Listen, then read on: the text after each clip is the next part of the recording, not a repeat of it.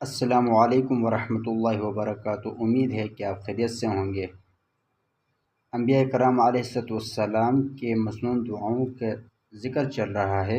انبیاء کرام علیہ السلام کی مسنون دعاؤں میں سے آج ہم پڑھیں گے حضرت زکریا علیہ السلام کی دعا جو اس نے اپنی اولاد کے لیے مانگی تھی۔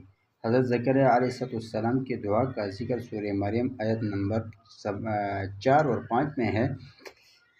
اس کی عربی عبارت اس طرح ہے، اس طرح ہے: رب انی وہن العظم منی واشتعل الرأس شیبا ولم اکن بدعائک رب شقیا وانی خفت الموالی من ورائی وکانت امرأتی عاقرا فہب لی من لدنک ولیا۔ ترجمہ اس کا اس طرح ہے: اے میرے رب، میری ہڈیاں کمزور ہو گئیں اور سر بڑھاپے سے سفید ہو گیا، اور میں تجھ سے دعا مانگ کر کبھی محروم نہیں رہا، اور مجھے اپنے بعد اپنے وارثوں سے اندیشہ ہے، اور میری بیوی بانجھ ہے،